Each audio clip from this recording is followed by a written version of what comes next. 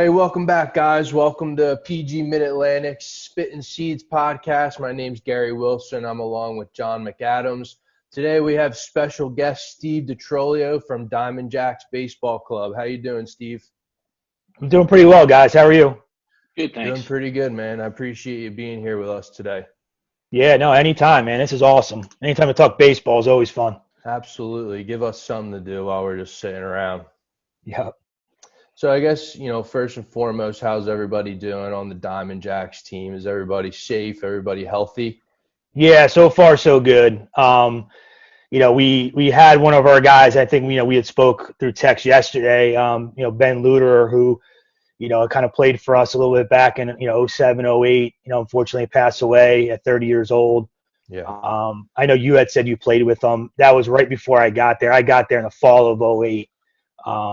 Yeah, but that was heartbreaking, to hear that yesterday.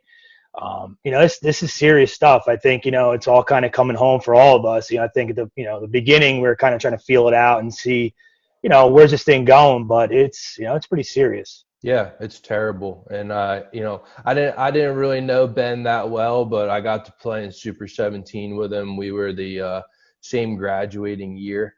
From what I know, he was great kid. I mean, doesn't matter if you're not a great kid, your life ending at 30 years old is horrible and tragic. And hopefully, these tragedies teach people a lesson, because it is serious. Yeah, I think these are the instances that people maybe need a little bit to kind of put it in perspective how serious this is. But Ben was doing some great things. He was coaching high school baseball. I think he was involved in some travel baseball. So to kind of lose one, not just a player, but even a coach that was giving back to the kids, it's unfortunate. But all we can do is continue to move forward. Absolutely. Really.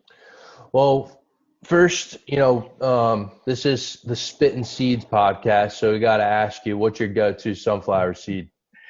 I'm not even a seeds guy, to be honest. I'm a large coffee and a water kind of guy, in the dugout. So, I never really took the seeds all that much. But if I had to pick one, I would say probably ranch. Yeah, John's a big ranch guy. I'm a fan of ranch myself. That's a safe bet, right? Ranch is a safe bet.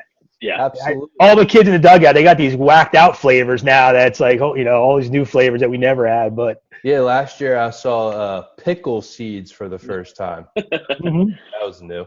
Yeah, right. It's crazy. Well, good deal. Well, we've been talking to guys and players about what they're doing to stay active and stay busy and keep up with their training during this quarantine.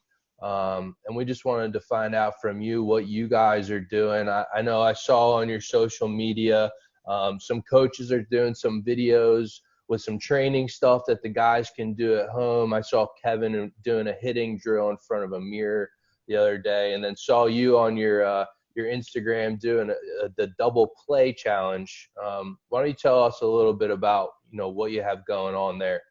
Yeah, sure.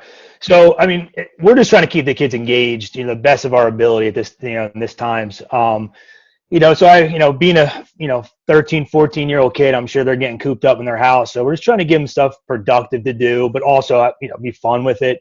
So we started doing some drills, and then we kind of started, decided maybe we come up with some challenges to do. So the first one we did was a program-wide catch play challenge. So it was really like you're just going to throw the ball to one of your teammates. He's going to tag a couple of guys, throw the ball to them, and went around. And it actually was really successful. We had a large part of our program do it. So that kind of took on. And then we ended up following it up with a double play challenge. And that kind of was just another fun, just something fun for the kids to do. Maybe get out of the house a little bit, go in their backyard and play around. Obviously, in addition to some of the drill stuff that they're probably doing through us, as well as maybe going online. Because there's only so much you can do in your house. So we're just trying to keep it light, keep it fun.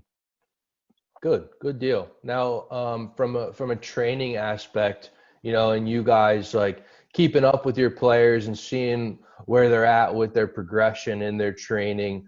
Are you having them send you videos back with, what they're doing, whether it's off a tee, off a mound, in the infield, and giving them feedback that way also? We haven't got to that point yet. We were kind of just taking this week by week to see how this would play out before we would, unroll, any comprehensive, program like that. We do have blast motion for our program, 14 on up. So we encourage the kids to, go on their blast and they can upload their swings to their account and we can check, how many times they're swinging and they can even upload videos. So we are doing some of that stuff. It's hard to do, a comprehensive program only because you don't know what kids have at their house. Some kids will have a batting cage, some kids might not even have a tee. So we're trying to be, aware of that. But as this kind of progresses, I think that we may have to kind of get into some more of that where we're having a structured program where kids are checking in constantly. But I think with obviously the kids getting overwhelmed with the homeschool stuff, how much they got to do homework and, obviously, get through their academics at home and then what kind of free time they have. We're trying to be cognizant of all those things. So, but I think at some point in time, if this keeps progressing through, April into May, we may actually have to do some more programming stuff. Sure.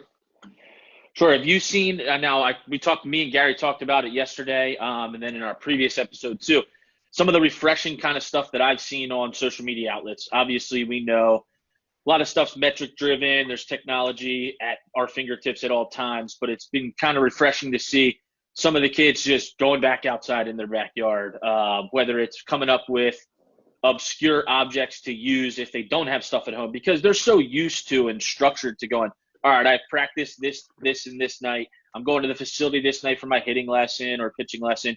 So it's been kind of cool to see a little bit back to the old school stuff and what they're kind of doing in their time now.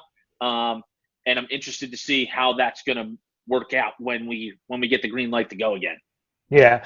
And I think to that point, I think that's where we were coming from initially with this when we were talking as coaches, how do we want to interact with our kids? And we wanted to kind of throw it back to some sandlot stuff. We had some tennis balls up against a brick wall. We had a challenge there. We had obviously the catch play and the double play challenge. We have some guys doing some ground ball stuff. Some Travis Anderson's doing some catching stuff at his house. Real basic stuff that they can do outside, but also kind of keep it fun because I think to your point, the kids do miss that a little bit of that free play, sandlot type atmosphere. So, that's where we originally wanted to go with some of our challenges and some of our content that we were putting on social media. So that's how it started. Sure. So, I mean, as we've kind of seen now too, the big elephant in the room, and you guys from a program standpoint, I mean, you guys have a history of track record of sending kids to college, high school seniors that are committed, and then all the way through your program. We got a little bit of light yesterday from the NCAA on the blanket waiver that they're going to do for kids that lost their so-called senior seasons. And then high school, obviously, we don't know where we're at yet in New Jersey. Did you have a particular feeling or thought process on should they have been given that year of eligibility? Does it not matter? Or what your kind of program-wide or your personal view is on this whole blanket waiver NCAA thing? Yeah, no, definitely. So when all this kind of came out a couple weeks ago, my first initial reaction was I thought the NCAA, I felt like they kind of jumped the gun. They initially came out and said everyone's getting a year back. And then I think they kind of rolled that back, the next few days, realizing there's a lot of stuff that, a lot of dominoes that would fall, if that happened. And obviously we saw yesterday after the meeting that, they are getting the year back. I mean, I think it's good and bad. I think it's awesome for the kids that they do get a year and, they get to play 4 years of baseball. I do think it's going to create a lot of uncertainty, with college recruiting on our side of things with the high school kids and what the opportunities are going to be. And then obviously the kids that are there, obviously there's more kids that are beyond the roster and, the coaches have to figure out and, maybe some kids will have to transfer and some of the kids will have to figure out their own situation. I think that we all can agree upon it's definitely going to make college baseball better. I mean, obviously more kids and it's going to make college baseball better. But I think, we've been pretty proactive with our parents and our players to kind of keep them informed and kind of let them understand how things are changing, basically day by day, week by week with the recruiting. And now this coming down as of yesterday, I think all the kids, 21 class and down are going to have to kind of maybe reevaluate how they approach a college recruiting because I do believe there's going to be less opportunities possibly, at least for the 21s and 22s, while this all gets figured out on the college level. Sure, absolutely. I mean, I think there's still some unknown stuff as far as how the transfer portal is going to work. If they're going to do a one-time transfer type thing has been mentioned, along with how the aid's going to work. I think yesterday they stated that seniors coming back weren't going to count against the 35 roster limit in the 11.7. And it was up to the particular schools to what aid they wanted to give them, if any. So it's definitely an interesting time for sure. And I mean, now too, like you said, the MLB draft. We've had some thought processes, and me and Gary talked about it yesterday and in previous. Everything's really a theory. We haven't really kind of mapped it out. Yes, they have an agreement, but they haven't really stated yet what they're going to do. How far is it going to be truncated? So how many rounds are going to take place? What do you guys think? I mean, you guys probably have 2020s, and then kids that have gone in through your program that are now at that junior or sophomore eligible that may be affected by the draft. Yeah, I do think that if they go to 5 or even 10 rounds, I think it's going to be a lot harder for high school players to be drafted, especially not having a season right now.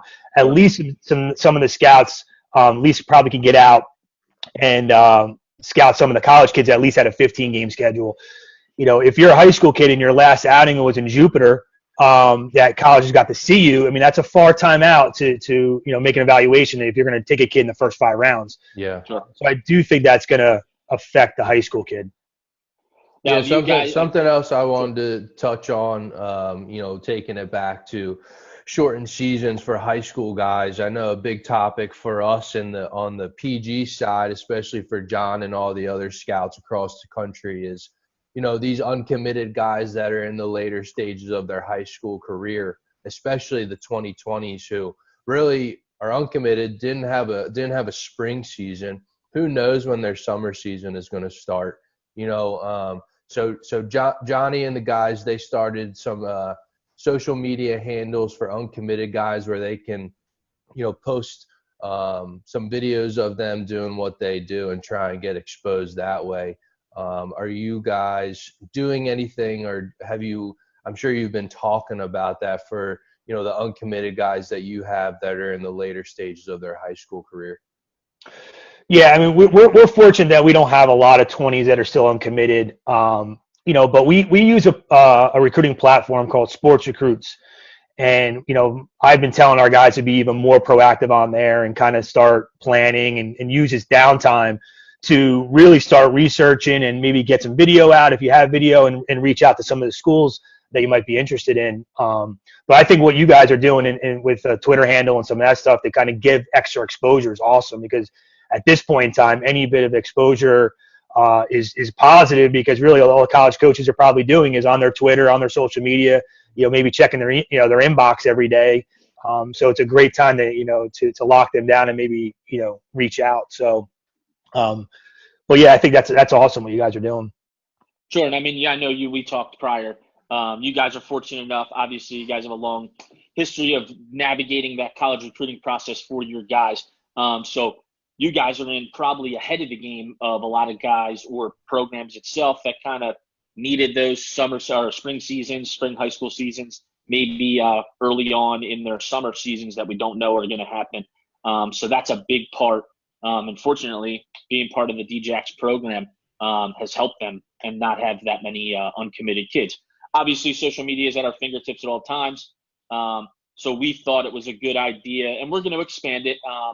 We're not going to just keep 2020s. We're going to continue to roll through different grad years and kind of use this as that was a leadway into what we're going to use for years to come with our platforms, with Perfect Game and so forth. Yeah, no, I think it's all great stuff. Like I said, anytime you can utilize social media, I mean, that's an advantage that kids have nowadays that maybe 10, 15 years ago the kids didn't have. So they should be all taking advantage and follow along, and they should be obviously following along, certain Twitter accounts like D1 Baseball, so they can get this updated information on college recruiting and educate themselves without someone telling them this is what's happening. The more they're invested in their own career is going to be better for them. Yeah, I mean, especially with the lack of everyday interaction with their coaches or their program directors and kind of guiding them and what to do in this this journey. They should really be educating themselves on all platforms possible, doing what they can.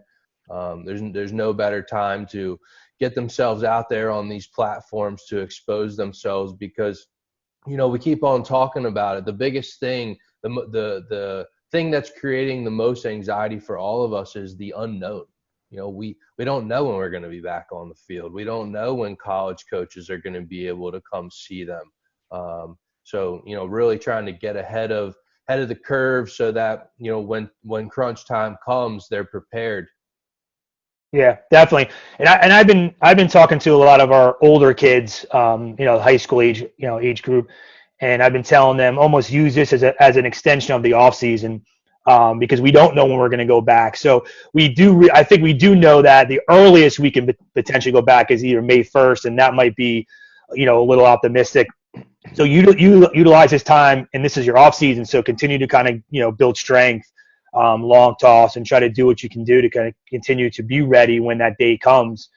And that's, maybe that's the bright side of this thing, that they do have some extra time to put some maybe extra muscle on or get in some better shape than they did in the wintertime. So, those are the positive things I think they can do, during this time. Yeah. So next part, we're going to go through kind of put my scouting hat on. So with regards to this podcast, obviously we want to highlight what's going on and what everybody's kind of doing now. But as we move forward and as we continue with the podcast and have guests on repeated times, the DiamondJacks program, obviously they have a history of guys coming through the program, going on to bigger and better things, along with obviously when you guys were running Super 17. Guys that have been to the big leagues or in the big leagues now, moving on to college and so forth too. So we wanted to see or ask and kind of highlight some top prospects that you may want to kind of highlight, whether it's a kid like Drew Conover, who we've heard big bullpen numbers out of over the winter, that may have only had one or two bullpens, to see where he's at maybe for the 2020 draft.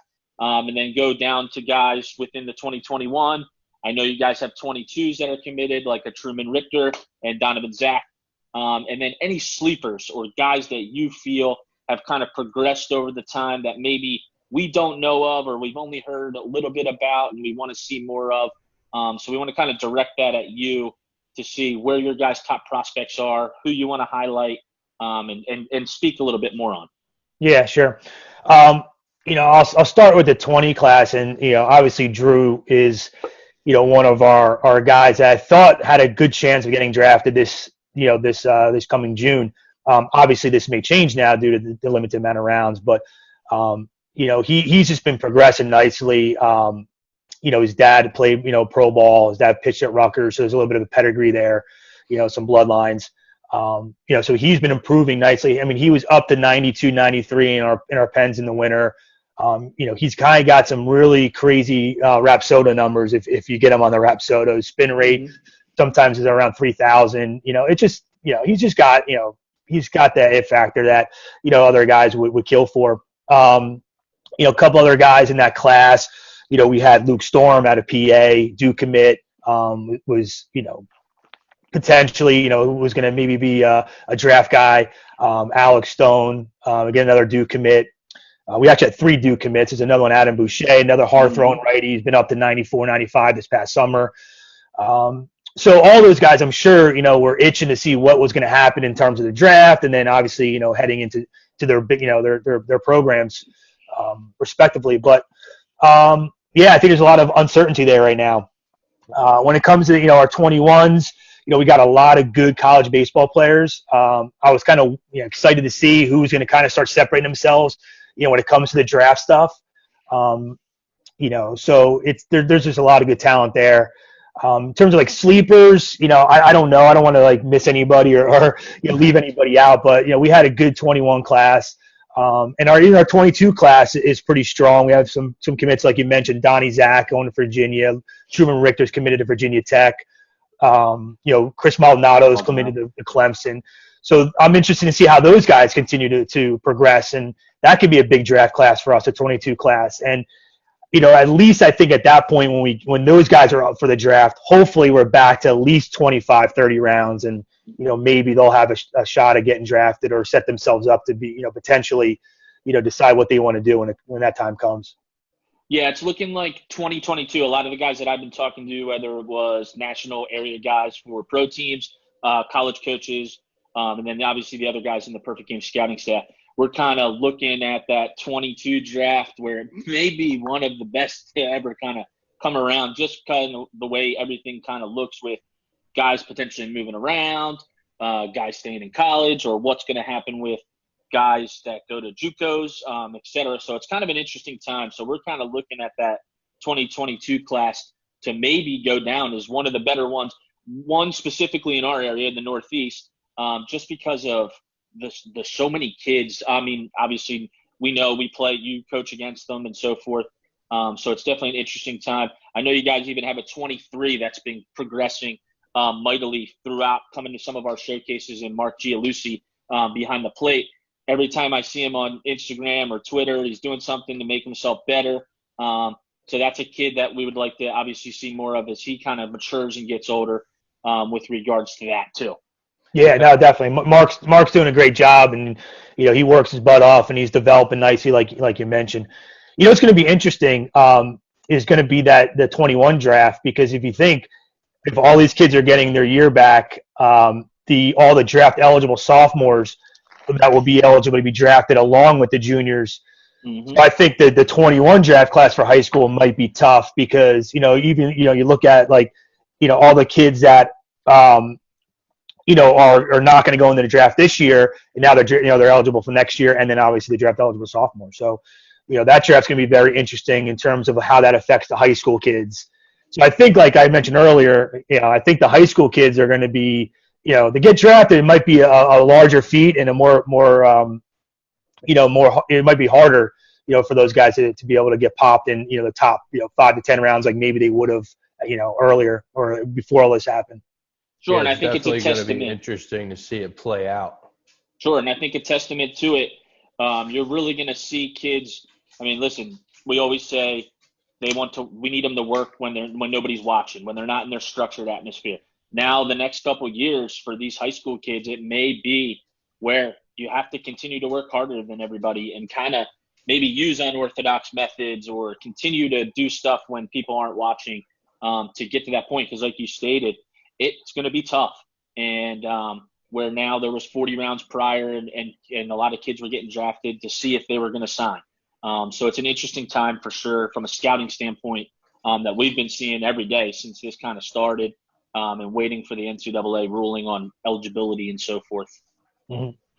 Yeah, and I think too the one of the hardest things a travel coach and maybe even a high school coach has is to paint a picture of what these young players are going to expect when they get to college, and that was before all this. So now, like, how much harder it's going to be to get on the field as a freshman when you enter college, or even get an opportunity to get a scholarship. And, to kind of make sure we educate the kids on that, because, to what you just said, I mean, how much they work and how harder it's going to be for them to put the work in and grind this out. And, the cream will eventually rise to the top like it always does. Sure. But, I think as coaches, we're always trying to tell them and paint the picture, and you can't paint the picture until they walk on. They come back 2 years later, like, Coach, you were right. This is harder than I thought it was going to be. Because most of these kids, you think about it, they always start. They don't sit in the bench all that much when they're in high school or on their travel teams. And then all of a sudden it's all of a sudden a change of pace for them that they have to adjust to. And we try to, educate them the best we possibly can, but until they're in it, I don't think they really understand it. And this is going to be another thing that we have to do as coaches, to really educate the kids on how hard it needs to be and how much you have to work and how much you have to continue to put the effort in. Yeah, something else that I don't think people talk about enough is how different a travel ball season is from an actual collegiate season. Like when I walked into college, it was a total shell shock as to what that actually was with the fall, and then just all the workouts, all the practices, going into the season and traveling and stuff like that. It's just you do travel in travel baseball, but you're there for a weekend, you play 6 games in 2 days and you're done. And then you have the week to, chill out and rest and get your work in. But it's a totally different season that I don't think a lot of people prepare their travel ball players enough for. Yeah, and I think you were probably in the majority with, the same reaction that you had going into college that all these kids have is like, wow, like this is pretty good. You're a 17, 18-year-old kid and you're competing against 22-year-olds, Yeah. And, you need to get on the field. And then when you don't get in the field, how do you handle that? Right. And I think that's where the kids don't know what to do. And then they may mentally just get fatigued by the, just the overall grind of it and, how to handle it. So, and I think now with this new situation that's potentially on the horizon, it's even more, important to educate the kids. Right. And that's the thing. I mean, not only do you come in as a freshman and play with seniors, for the majority of freshmen, they're really boys among men, not only physically, but mentally also. There's those all-American freshmen who just go to school and start playing and they're just good. But a lot of the freshmen they're immature, they're not as strong mentally or physically. So you're right. It's like if you go there and you don't see the field right away, how do you handle that mentally? And that's kind of tough. That's going to kind of tell the story for your career. Yeah, no, absolutely. Agreed. Well, good deal. I mean, I think that's all we got. We appreciate you being on here. We always appreciate, the support that the DJacks give Perfect Game. You've been a part of Team Northeast for a while, which is always a good time. We're happy to have you a part of that. And, we appreciate you being on here. And hopefully we'll talk to you on the field soon. Yeah, no, I appreciate you guys having me. This was awesome. Good deal. Thanks, Steve. See you, Steve. You're welcome, guys. Catch you later.